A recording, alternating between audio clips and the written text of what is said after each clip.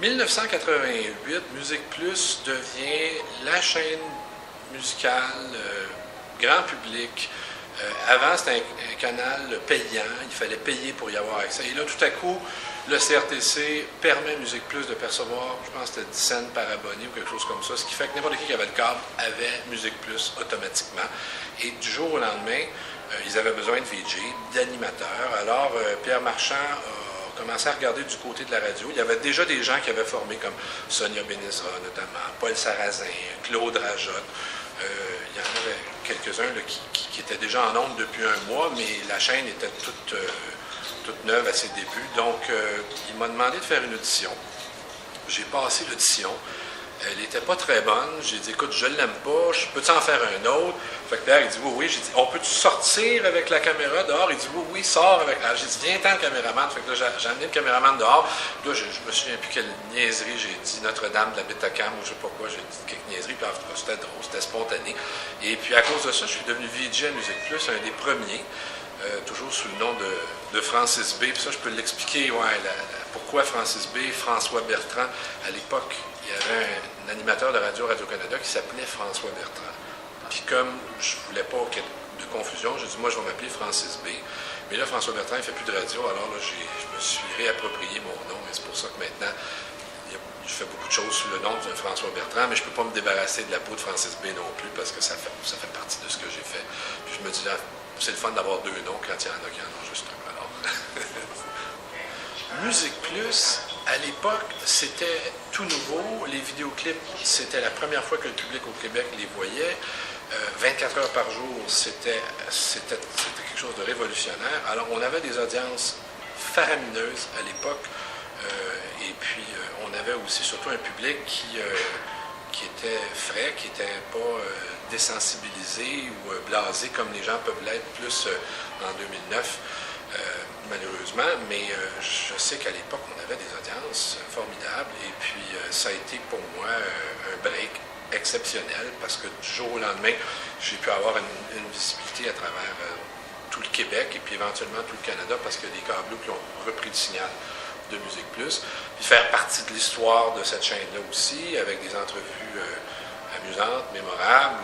Je me souviens très bien le lancement avec Céline Dion, quand je suis allé chez elle, c'était son premier album anglais, Unison, j'ai gardé du piétage à moi, des images exclusives qui n'ont pas été diffusées, gracieuseté de la chaîne, que j'ai encore, qui sont des très bons souvenirs. Alors, pour être Musique Plus, ça a été fantastique. Ça a été 5 ans formidables. Avec Pierre Marchand, j'ai eu énormément de plaisir à travailler avec lui. J'ai réalisé la première entrevue politique de la chaîne avec Jean Charest, notre actuel premier ministre. Et puis je me souviens, le jour où j'ai fait ça, toute la presse canadienne était dans le studio. Puis on n'entendait que le bruit des Nikon et des caméras. Et puis le soir aux nouvelles, on a fait le tour de la roulette. On était sur toutes les chaînes de télévision avec cette entrevue-là. Parce que tout à coup, les politiciens se sont rendus compte que c'était cool de passer à Musique Plus.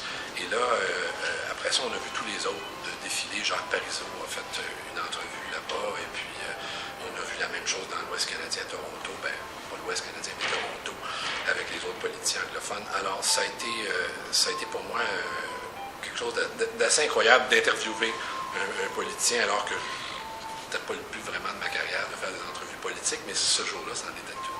J'ai chevauché les deux, radio et télévision, entre 1988 et 90, je faisais les deux. Je faisais de la radio à CKMF et du Musique Plus dans l'après-midi.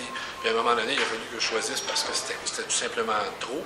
Et puis là, finalement, mais là, ça a été la rupture avec la radio, puis j'ai continué avec Musique Plus jusqu'en 93.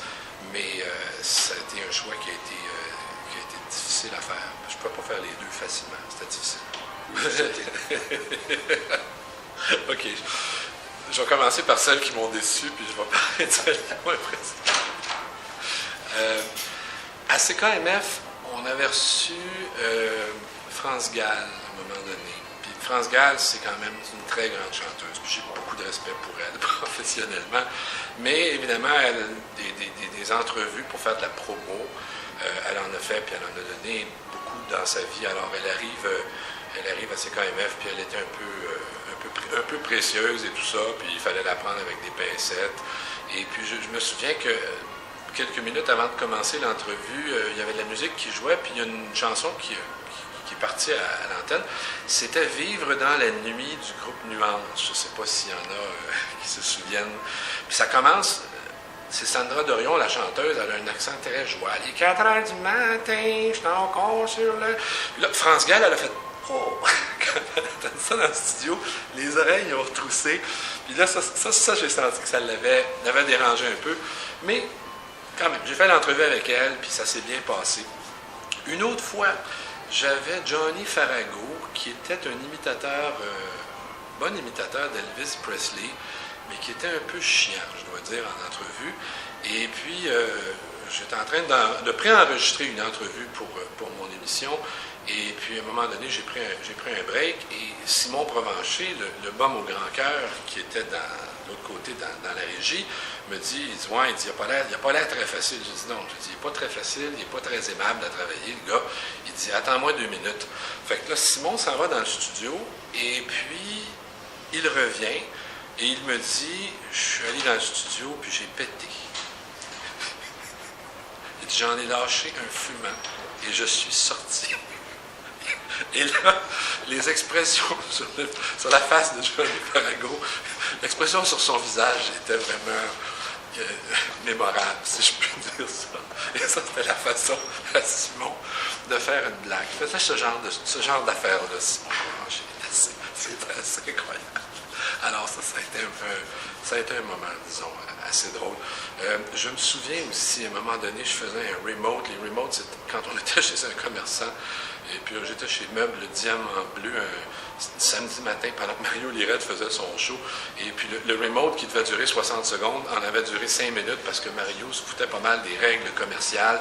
Et puis il y avait un Français avec lui qui était très drôle, je me souviens plus de son nom, je pense que c'était Michel Leb, ça se peut peut-être, Guy, tu te souviens? Il disait, je vais aller à Paris prendre mon cours de premier ministre. Il parlait comme ça, puis ça c'était très drôle. Alors pendant 5 minutes de temps, le remote de Meubles Diamant Bleu, qu'il avait eu pour son argent ce jour-là, aux grandes dames de notre département des ventes qui devait trouver qu'on donnait trop notre inventaire de publicité.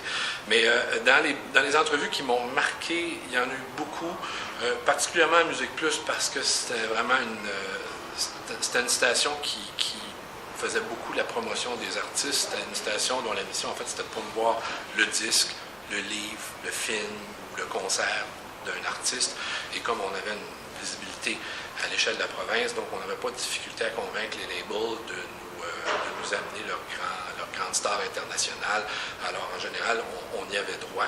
Et puis, bon, les entrevues majeures, il y en avait beaucoup qui étaient faites par ma consoeur Sonia Benezra, qui avait le don de pouvoir encadrer, rassurer les artistes. Et puis, Sonia faisait un travail magnifique pour ça. Et puis, mais quand même, il y en avait beaucoup à faire. Et puis, moi, celles qui m'ont marqué, Gilbert Bécaud en particulier, parce qu'avant de faire l'entrevue avec lui, j'ai pris un café avec lui au sous-sol de Musique Plus. On avait une petite cafétéria. J'ai pris un café avec lui, puis on a jasé comme si on se connaissait depuis 20 ans, sans aucune barrière, pas de chichi, pas rien. C'était vraiment sympathique. Ça, c'était vraiment génial. Johnny Rotten, guitariste des Sex Pistols, qui était venu donner un spectacle, lui était vraiment désagréable. C'était quelqu'un de fort désagréable qui s'est mis à roter en plein milieu de l'entrevue parce que, évidemment, pour faire parler de lui, c'est ce qu'il avait décidé de faire. Et Geneviève Borne, voyant que j'avais un peu de misère avec lui,